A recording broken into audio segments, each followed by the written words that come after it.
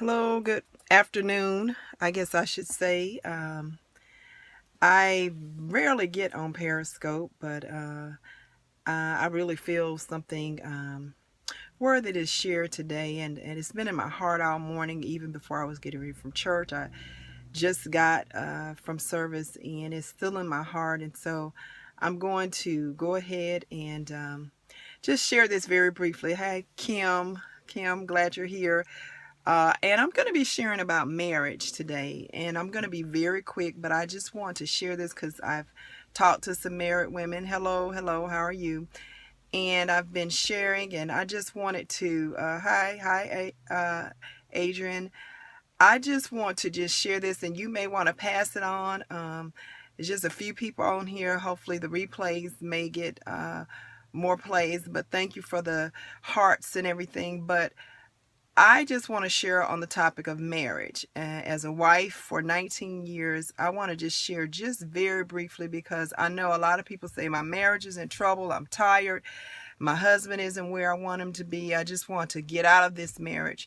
And let me just say this, that if you are a woman of God and if you are married, and your marriage is not where it wants to be, instead of pointing the finger at your husband, maybe you might want to look at where am I and what position do I have that can help my marriage become better. And really, War Room just came out, and that was just a excellent movie just to help wives know that we have to take a posture of prayer. But what I want to just share very briefly is that don't give up on your marriage. Women, we have power. I want to use this analogy, and no matter what your political views are, someone asked Michelle Obama, how would she feel if she had not married the president and he's the president of the United States? You know what she said? If I hadn't married him, he wouldn't be the president. And that's a spiritual principle in a way of what she's saying is the power that's in me and the connection that we have is what catapult him to the position that he's in.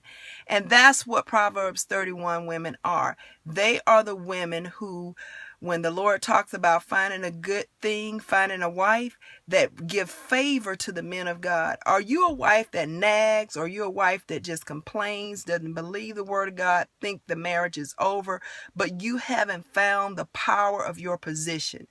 Trust me. When my husband and I got married, he was nowhere where I wanted him to be. And likewise, I wasn't either.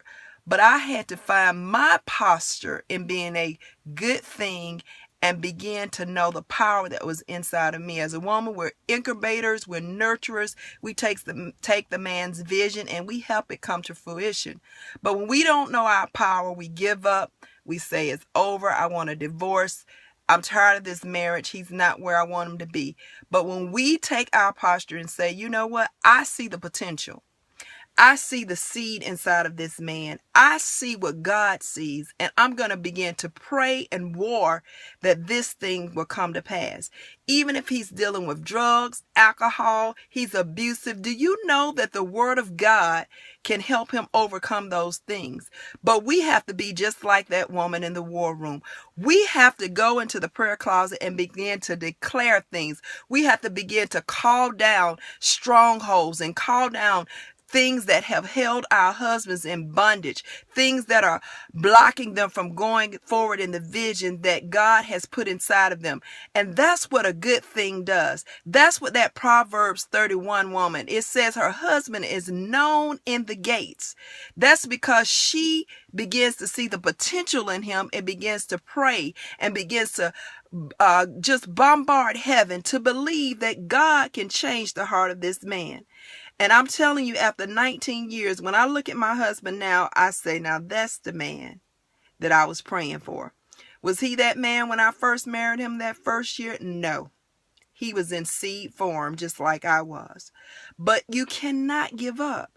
You have to begin to pray. You have to begin to believe. Maybe your husband is not ambitious. Maybe he's slowful. Maybe a lot of things. And this can be vice versa. But I'm speaking to women right now. To know your power. Begin to get in that prayer closet. Begin to believe God that what he has said about your husband can come true.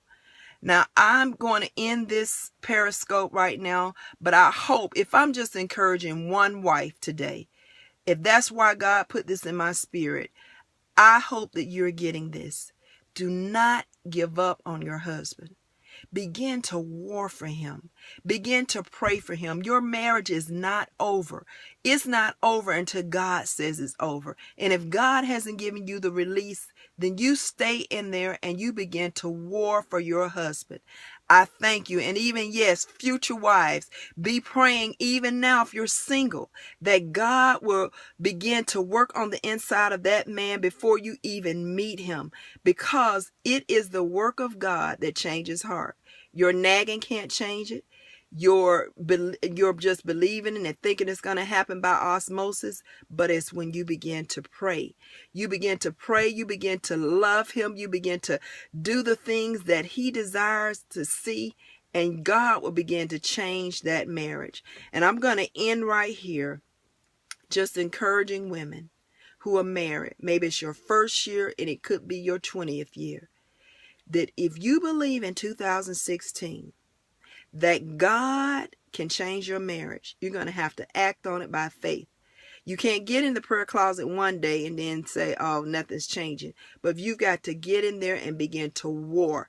That is the word today. War. Get in that war room. God will begin to give you prayers, begin to specifically break down generational strongholds, break down things that are overtaking him, maybe alcohol or whatever it is, things that are bombarding him, whatever it is, begin to pray.